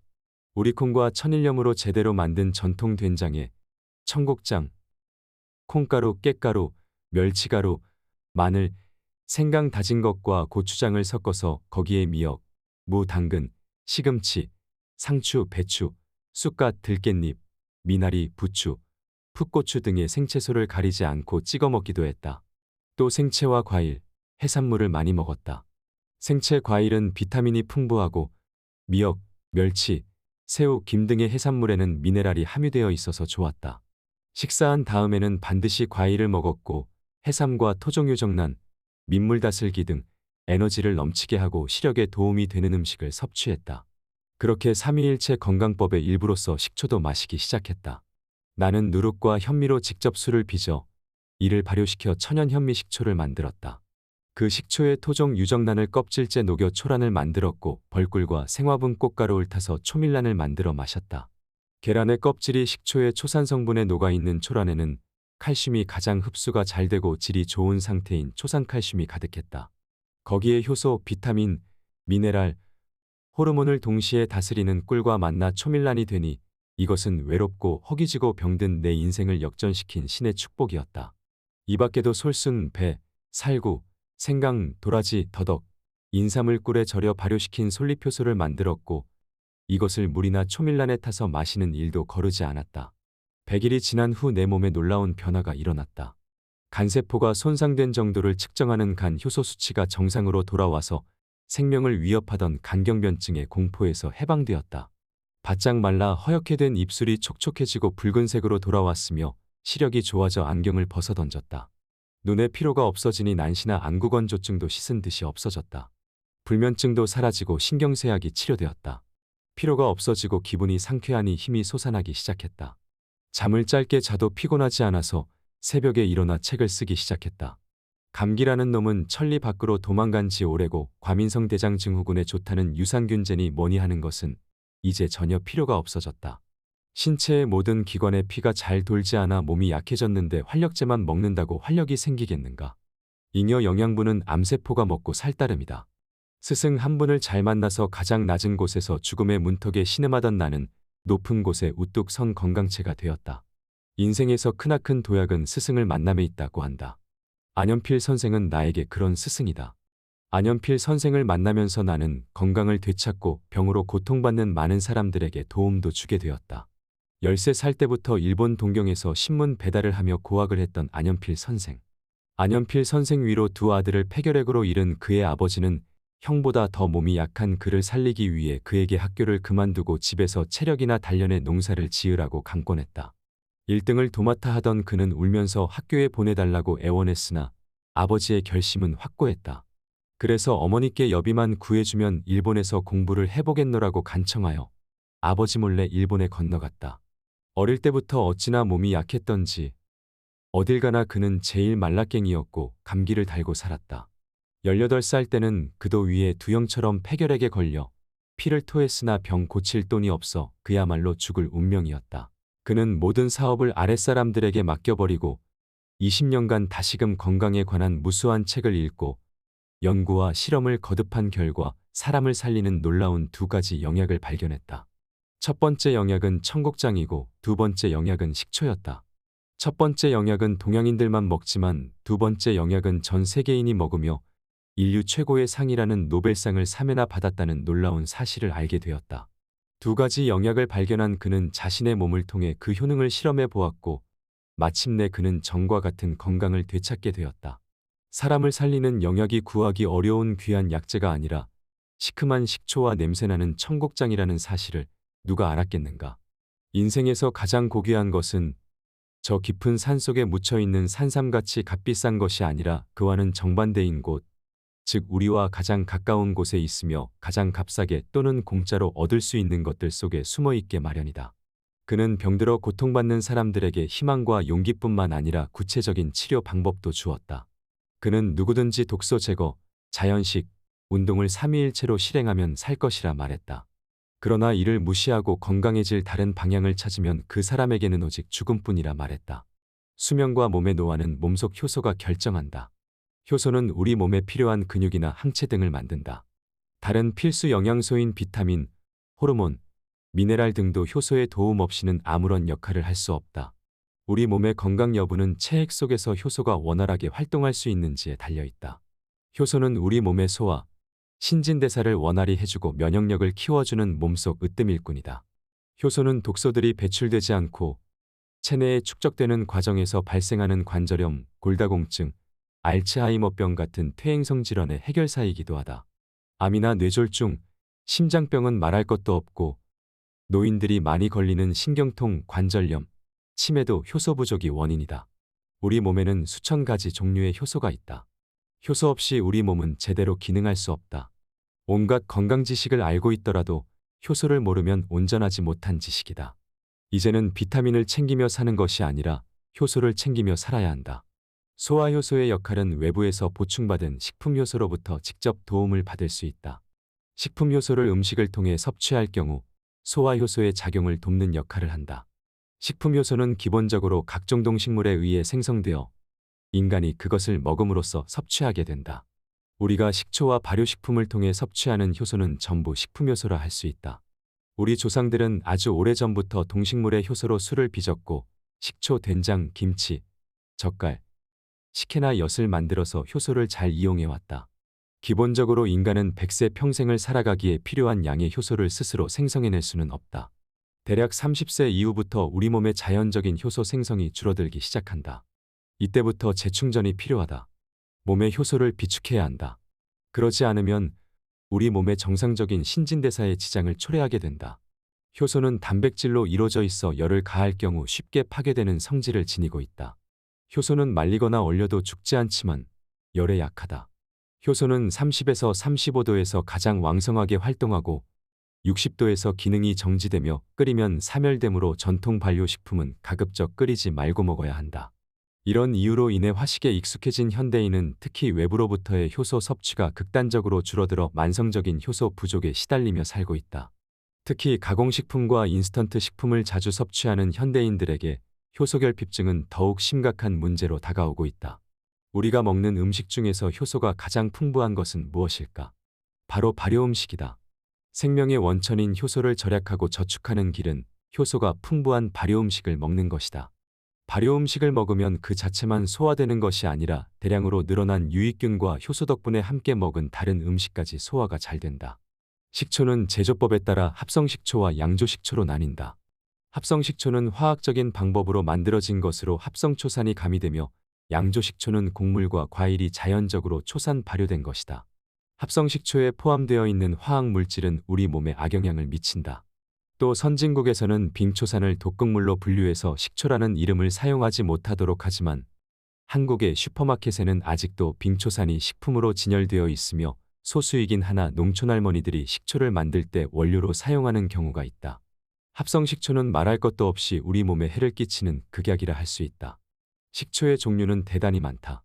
각국에서 주로 사용하는 식초는 그 나라에서 많이 제조되는 알코올 음료 및 재배되는 과실류와 깊은 관계가 있다. 예를 들면 사과 주스를 발효시킨 미국의 사과 식초, 포도 주스를 발효시킨 프랑스의 포도 식초, 메가즙을 발효시킨 영국과 독일의 메가 식초 등이 있다. 한국, 일본, 중국의 동북아시아 3국은 쌀, 보리, 옥수수 등으로 만드는 곡물초를 널리 사용해왔다. 한국의 전통 곡물초 중에서도 가장 영양가가 높고 치료 효과가 뛰어난 식초는 바로 누룩으로 만든 천연 현미식초다. 천연 현미식초는 현미로 고두밥을 찌고 그 고두밥에 누룩과 물을 첨가해 식초가 되기까지 발효 과정을 자연 상태 그대로 하여 만든다. 식초의 재료가 되는 누룩은 건강을 유지하고 노화를 방지하는 물질을 만들어내는데 그 대표적인 것이 펩티드다. 펩티드는 쌀이나 청주 효모의 균체 속에 있던 단백질이 분해되어 아미노산으로 변하는 과정에서 만들어지는 물질이다. 연구 결과 청주에 포함되어 있는 펩티드는 몸의 세포를 강화하고 특히 약한 간장을 활성화시키는 것으로 밝혀졌다. 따라서 간장 기능이 약한 사람과 알코올 때문에 간장이 지나치게 손상된 사람에게 전통 식초는 권할 만한 식품이다. 그러나 누룩산이 없는 과일 식초는 간장 해독 기능이 미약하며 빙초산 합성 식초는 오히려 간 기능을 크게 해치므로 유의해야 한다. 식초가 지닌 또 하나의 장점은 비타민이나 미네랄 등이 풍부한 식품과 함께 먹으면 영양소가 파괴되는 것을 방지할 뿐만 아니라 영양분의 체내 흡수를 돕고 조직을 활성화시키는 촉매 기능도 가지고 있다는 점이다. 칼슘은 자연적인 상태에서 섭취하면 우리 몸에 잘 흡수되지 않는 물질 중 하나다. 특히 칼슘 부족은 정신질환과 성인병의 원인이 되기도 하여 잘 흡수하는 것이 매우 중요하다. 이러한 칼슘을 잘 흡수할 수 있는 방법이 바로 식초다. 칼슘은 식초와 같은 산성분에 녹아있는 초상칼슘 상태일 때 흡수율이 50% 이상 높아진다. 비타민C는 주로 채소나 과일에 많이 함유되어 있지만 열에 약하고 불안정함으로 저장법이나 조리법이 제한될 수밖에 없다. 그런데 비타민C는 체내에서 생성하거나 축적할 수 없기 때문에 반드시 매일 섭취할 필요가 있는 중요한 영양소이다.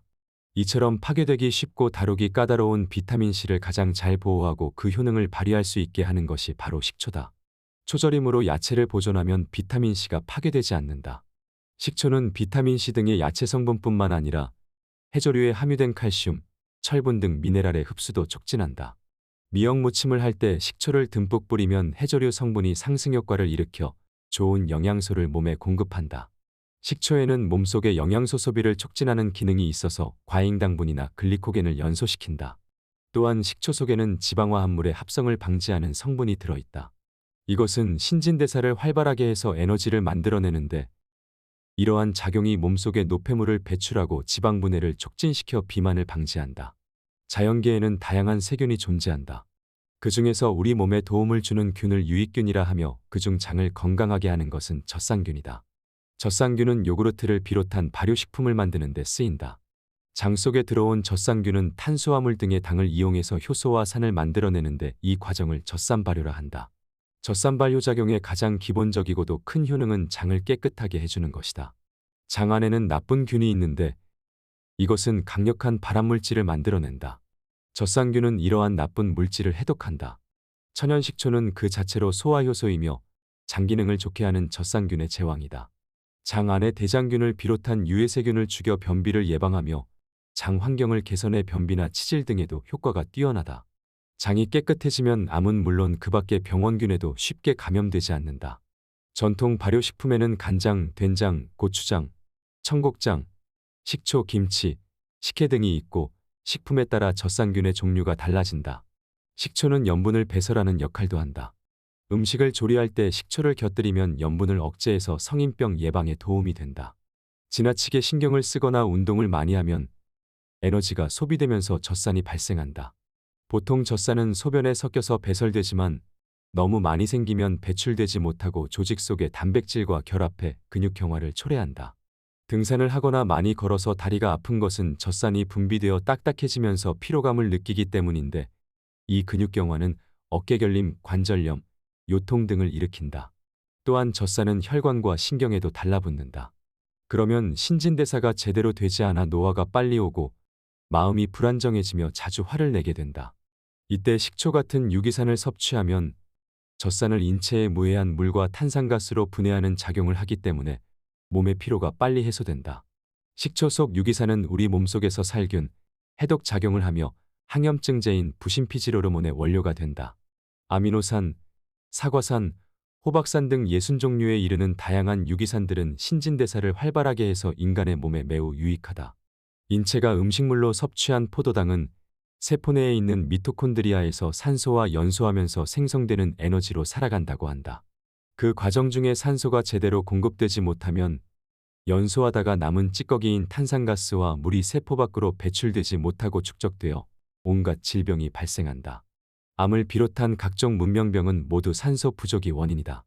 즉 산소가 부족해 영양분이 제대로 연소하지 않고 그 찌꺼기인 탄산가스와 물이 배출되지 못해서 병이 생기는 것이다. 그런데 식초가 산소 공급을 증대하고 탄산가스 배출을 원활하게 해주니 건강에 얼마나 큰 공로자인가. 만일 식초가 산삼과 같이 희귀하다면 식초 한 병에 산삼 10,000뿌리 이상의 값어치가 있을 것이다. 지방 과다 섭취 문제를 살펴보자. 지방에는 동물성 지방과 식물성 지방이 있다. 동맥경화를 일으키는 포화지방산은 동물성 지방에 많이 들어있고 반대로 동맥경화를 억제하는 불포화지방산은 식물성 지방에 많다. 동물성 지방을 많이 섭취하면 포화지방산을 많이 섭취하게 되어 고지혈증이 생긴다. 한고기는 대부분 쇠고기, 돼지고기, 닭고기 등에서 동물성 지방을 얻는데 이들 동물의 체온은 사람보다 높다. 따라서 동물보다 체온이 낮은 인간의 몸속에 들어온 이 동물들의 지방은 잘 녹지 않게 된다. 우리의 장은 잘 녹지 않는 이들 지방을 어떻게든 녹여서 흡수하려고 하는데 이 때문에 장에 무리가 온다. 그래도 녹질 않으니 결국 장은 간에 구조 신호를 보낸다.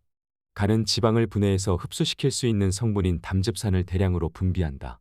농도가 진한 담즙산이 대량으로 방출되면 간장이 지쳐 담낭염 담석증이 생기고 마침내 세포의 변조가 일어나 췌장암 등이 생길 수 있다. 암의 원인에 관해서 여러 가지 이야기가 있지만 발병 포인트는 장에 있다. 장 속 세균의 상태가 조화를 이뤄서 혈액이 더러워지고 각종 염증이 생기며 간에서 완전히 해독되지 못한 독소가 혈액 속으로 흘러 들어가서 간경변증과 심부전증을 일으킨다. 췌장암을 비롯한 모든 암이 위와 같은 과정으로 일어난다. 동물성 지방의 과다로 인해 장에서 일어나는 이런 문제들은 식초 하나로 해결할 수 있다. 간단하게 실험을 해보면 알 수 있다. 기름이 엉기는 곰탕에 식초를 한 숟가락 타보는 것이다. 곰탕 속 기름은 식초를 넣자 얼마 안 가 기름이 풀려버린다. 우리가 고지방 음식을 먹은 후 습관적으로 식초를 마시면 대장이 지방을 녹이지 못해 무리를 하고 간장이 담즙을 대량으로 방출하며 고통스러워질 일이 없어진다. 간이 나쁘면 먼저 눈이 나빠진다. 사물을 인식 판단하고 정보를 수집하기 위해 많은 양의 에너지를 소비하는 눈은 간으로부터 비타민 A 등의 물질을 공급받는다. 그런데 간이 자신의 세포에 들이닥치는 유독물질을 해독하기 힘겨워지면 눈에 필요한 물질을 충분히 공급하지 못하는 경우가 생긴다. 간이 나쁘면 외관상으로도 눈의 흰자위가 누래지고 눈이 광채를 잃는다. 피부가 장을 비추는 거울이라면 눈은 간이 밖으로 나타난 것이다. 간 기능이 약화되면 눈이 침침해지고 야맹증이 생기며 불빛둘레에 무지개 같은 홍륜이 보이는 녹내장이나 눈의 수정체가 회백색으로 흐려져 마침내 실명하게 되는 백내장 등이 발생한다. 눈을 좋게 하는 방법은 비타민, 미네랄 따위를 먹는 것이 아니라 간을 편하게 하는 것이다. 칼로리를 중요시하는 서구 영양학을 맹신하면서 육식과 가공음식을 지나치게 섭취하다 보면 간장에 무리가 오기 때문에 녹내장, 백내장이 생기고 간장에 돌도 생긴다. 간이나 신장에는 원래 돌이 생길 이유가 없다. 초밀란은 계란을 식초에 담가 껍질을 녹인 뒤 꿀과 화분을 혼합한 건강식품이다. 이때 식초는 단연 천연 현미식초를 사용하며 꿀은 천연벌꿀, 계란은 자연 방목한 토종달걀 유정란을 사용해야 한다. 계란을 통째로 깨끗이 씻어 물기를 뺀 다음 6에서 7일간 식초에 담가두면 껍질은 식초에 녹아 초산칼슘으로 변하고 계란의 흰막은 곰처럼 부풀어 올라 그 속에 흰자와 노른자가 그대로 남는데 이 막을 제거한 다음 잘 저어두면 초란 원액이 만들어진다. 이 원액에 벌꿀과 화분을 타서 식초의 신맛이 줄어들면 비로소 맛있는 초밀란이 된다. 암은 효소가 부족해서 발생한다. 실제로 암이 발생했을 때는 몸속에서 효소의 일종인 카탈라아제를 거의 찾아볼 수 없다. 카탈라아제는 조직과 세포를 공격해 산화시키는 활성산소를 분해하는 역할을 하는 효소다. 카탈라아제가 감소하기 시작하면 세포의 활동이 둔해지고 칼슘 흡수가 적어지며 혈액이 산성이 되어서 활동을 제대로 할 수 없게 된다. 이것이 결국은 암과도 연관된다. 초밀란이 항암 효과가 있다는 것은 여러 문헌에서 찾아볼 수 있지만 특정한 물질 하나가 항암 작용을 한다기보다는 카탈라아제와 같은 여러 종류의 효소와 다양한 영양소가 복합적으로 작용해서 얻어지는 것이라고 할 수 있다. 초밀란은 그저 아플 때만 먹는 영양제가 아니다. 피로할 때, 음주 전후 고기나 공해식품을 먹었을 때를 대비해 가정상 비약으로 비치하고 그때그때 해독제로 마시는 것이 가장 바람직하다. 잦은 음주 때문에 구역질을 하는 사람이 초밀란을 마시면 수일 내에 구역질이 없어지고 각종 부패균은 5분 이내, 콜레라균도 30분 이내에 식초 속에서 사멸한다. 초밀란이 혈액을 산성으로 만드는 젖산과 초성포도산을 해소시켜주기 때문이다. 또한 육식 때문에 일어나는 산혈증도 중화시키고 활력을 증강시키며 만성간염의 예방과 치료에도 효과가 있다. 우리가 단백질을 섭취한다고 해서 몸에 바로 흡수되는 것은 아니다. 산이나 효소에 의해 아미노산으로 분해되어야 흡수되어 우리 몸에서 피가 되고 살이 된다. 양질의 단백질은 아미노산으로 전환될 수 있는 성분이 많은 단백질을 뜻한다.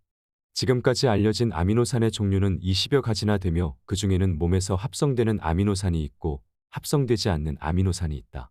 합성되지 않는 아미노산은 꼭 음식물로 섭취해야 하는데 이러한 아미노산을 필수 아미노산이라고 한다. 초밀란 속에는 필수 아미노산 이외의 단백질을 합성하고 머리카락, 피부, 손톱을 구성하는 성분이 함유되어 있다. 양질의 아미노산이 많기 때문에 하루에 60cc만 섭취해도 필수 아미노산을 충분히 얻을 수 있다. 어떤 중년 여성은 류머티즘성 관절염을 오랫동안 앓으면서 매일 부신피질 호르몬을 서너 정씩 복용해왔다. 그 때문에 뼈가 약해졌음은 말할 것도 없고 마치 항암 치료를 받은 환자처럼 머리카락이 빠지고 위장도 헐어서 죽으로 연명하는 상태였다. 그런 상태에서는 어떤 약을 사용해도 효력이 나타나지 않는다. 약효도 몸의 면역 기능이 남아있을 때 나타나는 것이지 몸이 지나치게 약해졌을 때는 어떤 효력도 기대할 수 없다. 때로는 약에서 얻을 수 있는 것이 치료 효과보다는 진통 억제 효과뿐일 때도 있다. 지력이 떨어진 토양에는 퇴비를 주어서 지력을 높여야 한다. 화학비료나 농약은 토양을 더 나빠지게 할 뿐이다. 이처럼 몸이 나빠져서 합병증이 온 환자는 약으로 치료할 것이 아니라 영양학적으로 도와주어야 한다. 약은 도리어 체력을 떨어뜨린다. 당장의 병마를 물리치고 활기차게 인생을 살고 싶은 욕망은 이해할 수 있다. 똑똑한 사람일수록 그런 욕망은 더 강하다. 하지만 세상에는 당장의 병을 고쳐줄 약이나 식품은 없다. 건강한 활력을 되찾기 위해선 자연 치유력이 회복되도록 차근차근 생활 습관을 바꾸는 수밖에 없다. 초밀란은 최고의 비타민 공급제다. 초밀란을 오랫동안 복용하면 피로를 모르는 체질이 된다. 이틀이 멀다 하고 병원을 찾지 않으면 안 되고 외출할 때는 약봉지부터 먼저 챙겨야 하는 사람, 약간만 기온이 변해도 감기에 걸리는 허약한 어린이, 발기부전이나 조루 증세로 기죽어 있는 남성은 초밀란 요법을 실행하기 바란다. 우리는 거의 매일 계란을 먹으며 살고 있으나 계란 껍질은 먹지 않는다. 계란 한 개의 껍질에는 칼슘이 약 700mg 들어있는데 이는 성인 기준 칼슘의 하루 섭취 권장량에 해당한다. 우리는 매우 좋은 칼슘 섭취 통로를 벌이고 있는 셈이다. 앞서 말했듯 초밀란을 만들 땐 수개의 계란이 통째로 들어간다. 그리고 계란 껍질은 식초에 의해 녹아 먹을 수 있는 상태가 된다. 사실 칼슘을 섭취하기에 가장 좋은 방법은 식초에 녹아있는 칼슘을 섭취하는 것이다. 초상칼슘은 칼슘을 단독으로 섭취하는 것보다 흡수율이 50%가량 높아 가장 질이 좋고 흡수가 용이한 칼슘 상태라 할 수 있다. 칼슘 섭취가 부족해서 뼈에서 녹아나온 칼슘은 해로운 작용을 하는 것에 반해 입으로 들어간 칼슘은 유익하게 쓰이고 남는 것은 배출된다. 보충제로 섭취한 칼슘은 신장에 부담을 줄 수 있으나 음식으로 섭취한 칼슘은 전혀 문제가 되지 않는다는 연구 결과가 나와 있다. 초밀란은 칼슘을 흡수하는 가장 좋은 식품이다. 칼슘 섭취 권장량은 성인 기준 하루 700mg이지만 임산부와 노인은 섭취량을 늘려야 한다. 식초에 녹아있는 초상칼슘은 가장 질이 좋고 흡수가 쉬운 칼슘이기 때문에 임산부와 노인에게 특히 좋다. 임산부, 수유부가 초밀란을 마시면 산모의 건강은 물론 태아의 두뇌와 피부에까지 영향을 미치는 돈으로는 도저히 환산할 수도 없는 가치가 있다. 칼슘은 혈액을 깨끗하게 하고 뇌신경을 활성화해서 치매를 예방하고 신경을 안정시키는 작용을 하며 인슐린 분비를 촉진해서 당뇨 증상을 개선한다. 또 식욕을 증진시키고 흡수력을 높이며 피로 해소 작용도 한다. 요즘 청소년들의 각종 비행과 주의산만 덜렁대는 성향, 무기력과 자폐증이 대부분 화학 가공식품을 지나치게 섭취하기 때문에 칼슘이 손실되어서 온 부작용이라는 미국의 연구 결과도 있다. 칼슘은 이처럼 우리 몸에 중요한 작용을 하는 성분이다. 자연 발효식품인 초밀란으로 칼슘을 보충하면 몸과 마음 모두 건강한 삶을 살 수 있다. 많은 사람들이 계란에 콜레스테롤이 많다고 알고 있다. 그렇다. 계란에는 콜레스테롤이 높은 수치로 들어있다. 하지만 인체에 해를 끼치는 계란의 콜레스테롤은 좁은 공간에 가두어 키운 닭이 낳은 무정란의 콜레스테롤뿐이다. 자연의 방목한 토종닭의 유정란 속에 함유된 콜레스테롤은 고밀도의 순성 콜레스테롤로서 혈행을 좋게 하고 혈관의 신축성을 증대시킨다. 원래의 계란은 그 자체로 콜레스테롤을 제어할 수 있는 능력을 갖고 있다는 사실을 알아야 한다. 왜 이런 차이가 있을까? 시골에서 풀어 키우는 닭은 집변두리에서 야생풀을 뜯고 곤충도 잡아먹는다. 그 결과 계란 속에는 불포화지방산의 함유량이 훨씬 많다. 옛날 우리의 토종 계란은 지금의 계란보다 불포화지방산의 함유량이 훨씬 많이 들어 있었다. 영국의 크로포드 박사에 의하면 방목해서 키운 토종 계란은 포화지방산과 불포화지방산의 비율이 1대 1인 반면 곡류 중심의 사료로 키운 시중의 계란은 20대 1의 수준이라고 한다. 사람도 먹는 음식에 따라 몸속의 지방산 구성 비율이 당연히 달라진다. 어떤 음식을 먹는가에 따라 내 혈관과 세포 속의 구성성분이 달라지며 대사 환경이 달라지고 조직, 기관, 몸 전체의 구조가 달라져 체질 개선을 할 수 있게 된다. 닭 또한 마찬가지다. 닭이 먹는 사료에 따라 닭의 신체 내 지방산 함량의 질이 크게 달라진다. 유정란은 암수가 교미하여 정자가 들어가 수정을 이룬 계란이고 무정란은 암탉 혼자 낳은 살아있지 않은 계란이다. 유정란은 생명체이고 무정란은 무생명체다. 생명체인 유정란은 어미닭이 품으면 21일 만에 병아리로 태어나는 완벽한 균형체이지만 무정란은 원래부터 생명이 존재하지 않은 죽은 물체다. 그 자체가 불균형을 이루고 있을 수밖에 없다. 무정란은 배란에 불과한 것으로서 그것은 알이 아니다. 어미닭이 품지도 않고 생명 있는 것의 먹이도 아니다. 뱀도 쥐도 무정란은 먹지 않는다. 문명생활의 본능이 마비된 인간만이 유정란과 무정란을 구분하지도 못하고 먹고 있는 것이다. 우리 몸에 분포되어 있는 혈관의 길이는 지구 둘레의 2바퀴 반이나 된다. 이 긴 혈관은 산소와 영양을 공급하고 노폐물을 배출하는 수송로 역할을 하는데 어느 한 군데만 막혀도 심각한 질병을 일으킨다. 일단 피가 한번 나빠지면 피를 통해서 만들어지는 세포, 세포가 모인 조직, 조직이 모인 기관, 기관이 모인 인체가 연달아 제 기능을 상실해서 병에 걸린다. 그렇다면 피가 잘 돌지 않고 독이 쌓이는 원인은 무엇일까? 그것은 나쁜 공기와 음식, 운동 부족, 과한 마음 때문이다. 공기, 물, 음식은 피의 원료인자가 되고 운동은 피의 순환인자가 되며 과하지 않은 마음은 피의 영양인자가 된다. 새 인자가 나빠지면 피가 더러워지고 움직이는 힘이 약해진다. 따라서 나빠진 피를 좋게 만들기 위해서는 앞서 말한 피의 3가지 구성 요소를 제대로 갖추어야 한다. 우선은 좋은 공기, 좋은 물, 좋은 음식 등 좋은 원료로 피를 만들어야 한다. 좋은 원료로 만든 피라도 운동이라는 순환인자를 무시한 채 손가락 하나 움직이기 싫어하며 산다면 피가 몸 전체를 제대로 돌지 못하게 된다. 마찬가지로 분노하고 좌절하는 생활을 하여 영양인자가 오염되어 버리면 좋았던 피는 다시 탁해져 버린다. 병이 생기는 가장 큰 원인은 과식과 체내 독소 누적이다. 아침을 먹지 않고 생수를 많이 마시면 병을 고치는 자연 치유력이 생긴다. 음식을 먹지 않으면 배가 고프다. 그러다가 배고픔이 굶주림으로 변해도 음식물을 먹지 않으면 인체는 그때까지 몸속에 저장해두었던 영양분을 사용하기 시작한다. 이때 몸 안에서 가장 중요한 신경이나 심장에 필요한 영양분은 끝까지 남고 가장 빨리 사용되는 것은 체내의 종양이나 유착물질 등의 노폐물이며 그 다음이 피하지방이나 혈관 속 콜레스테롤이다. 이것이 가장 중요한 단식의 건강 원리이다. 몸의 대청소이자 자동차로 치면 엔진 분해술이라고 할 수 있는 단식은 체내 노폐물을 청소하는 일이라 할 수 있다. 속을 비우면 자율신경계와 내분비계에 영향을 미쳐 자연 치유력이 높아진다. 니시 건강법의 핵심은 인체가 오전에는 배설하고 오후에는 흡수하므로 아침을 굶고 생수를 많이 마셔서 몸속의 독을 빼야 한다는 것이다. 그는 수많은 피실험자들을 대상으로 하루에 소변으로 나오는 독소량을 검사했는데 그 결과 아침, 점심, 저녁 1일 3식을 하는 사람의 소변에는 독소가 75%만 배출되고 25%가 체내에 잔류했으며 아침을 굶고 점심, 저녁 2식을 하는 사람의 소변에는 독소가 100% 배출된다는 결과를 얻었다.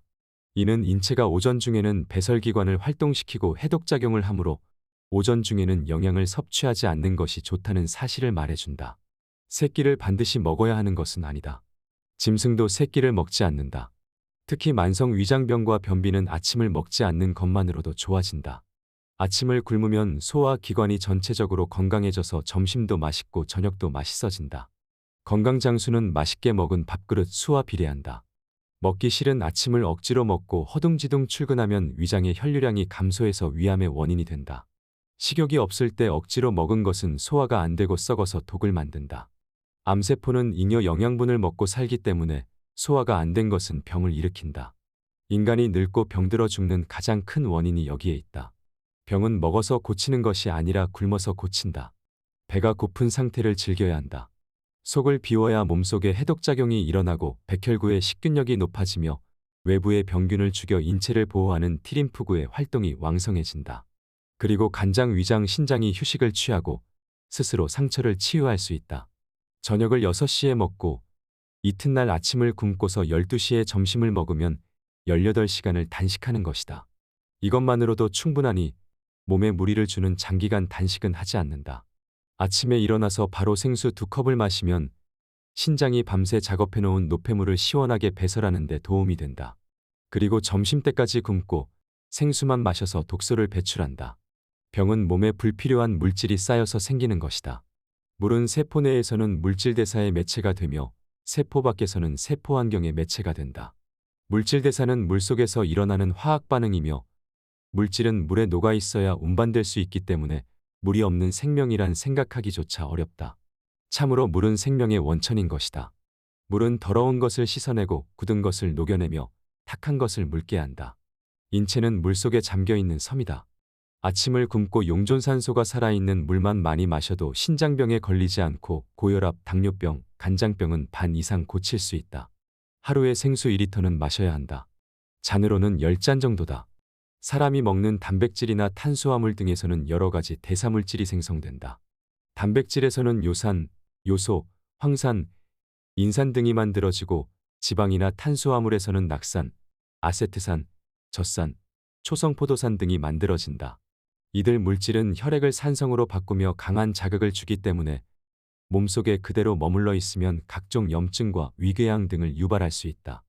이러한 유해물질을 중화하고 배설시키는 데 중요한 역할을 하는 것이 바로 식초다. 산삼, 녹용, 웅담보다 제대로 생산된 천연식초와 유정란 한 알이 더 영양가가 많고 자연 치유력이 높다. 난황은 살아있다. 생명 그 자체인 유정란의 천연식초를 첨가하면 뛰어난 자연 치료제가 된다. 암 특효약이나 두뇌 영양제로 고가에 판매되는 외국산 레시틴 제제를 복용하는 것보다 초밀란을 먹는 것이 훨씬 현명하다.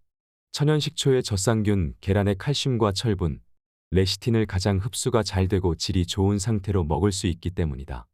허리 삐고 담 걸리면 식초에 계란을 녹여서 마셨던 한국의 할머니 할아버지들은 다 알고 있었던 활력제 치료제를 많은 현대인들이 모르고 있다.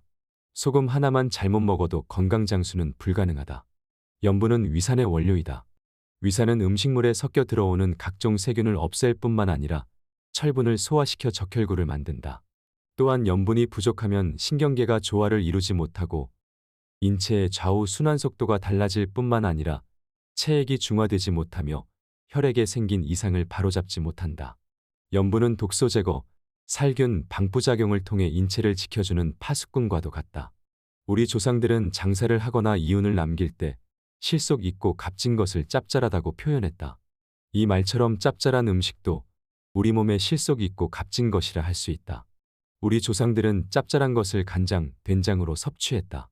정제염은 식품이라기보다 화학약품이라서 고혈압을 유발하고 신장 세포를 찌그러뜨리지만 조상의 방식대로 간장, 된장으로 염분을 섭취하면 염분은 우리 몸에 실속 있는 영양분이 된다. 하지만 많은 의사, 박사들이 소금을 멀리하고 싱겁게 먹으라고 주장한다. 왜 이런 주장이 나오는 것일까? 화학적으로 제조된 정제염으로 염분을 섭취하는 것과 간장, 된장 같은 발효음식으로 염분을 섭취하는 것의 차이를 구분하지 못하기 때문이다. 심지어 어떤 의학 박사는 한국인이 국이나 찌개 때문에 염분을 과다 섭취한다고 하며 한민족이 천년간 먹어온 국과 찌개를 먹지 말자는 운동을 벌이고 있다. 하나는 알고 둘은 알지 못하는 무지의 소치다. 문제는 국이나 찌개를 먹는 식습관에 있는 것이 아니라 정제염으로 간을 내고 그 정제염으로 화학제조 공정을 거쳐 만든 공산품 간장, 된장을 사용하는 데에 있다. 우리 조상의 전통 방식대로 반드시 국산 콩과 천일염으로 간장과 된장을 만들어 염분을 섭취한다면 아무 문제가 생기지 않는다. 좋은 영양소는 좋은 재료로 섭취해야 효과가 있다.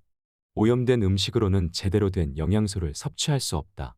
김 양식장에 염산이 뿌려지는 세상이다. 남이 먹는 것이라고 함부로 다루는 사람이 많다. 따라서 식품의 생산자가 누구인지 알고 먹는 것이 매우 중요하다. 인체는 물 70%, 단백질 20%, 지방 10%로 구성되어 있다. 따라서 기름을 무조건 적대시하면 안 된다. 탄수화물이 주성분인 쌀밥을 먹는 한민족은 반드시 단백질과 지방이 함유된 콩팥깨를 통해 단백질과 지방도 먹어야 한다. 또한 지용성 비타민의 흡수를 위해서 동물성 지방의 섭취도 필요하다. 토종 유정란을 천연식초, 참기름, 천일염과 함께 먹으면 남성과 여성 모두에게 좋다. 아침은 굶고 점심은 현미 잡곡밥과 된장 김치를 먹고 저녁은 옥수수 반 개만 먹으라.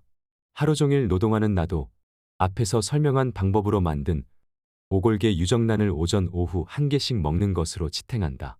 현미는 식이섬유가 많아서 변비에 효과가 있다.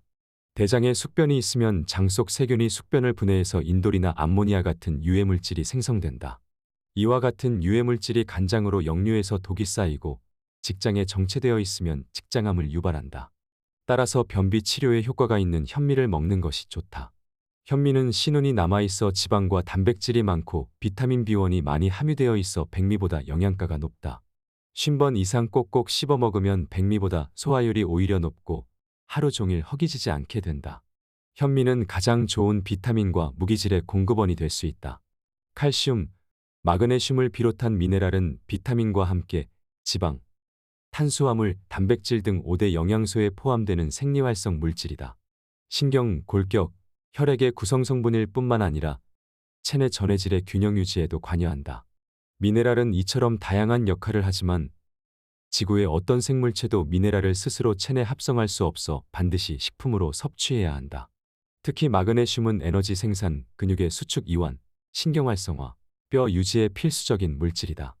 우리의 신경계에서 마그네슘은 흥분이나 초조한 상태를 가시게 하고 긴장감을 줄여주어 심신을 안정시키는 역할을 한다. 때문에 마그네슘이 부족하면 불면증이나 우울장애, 신경과민, 불안증 등이 나타날 수 있다.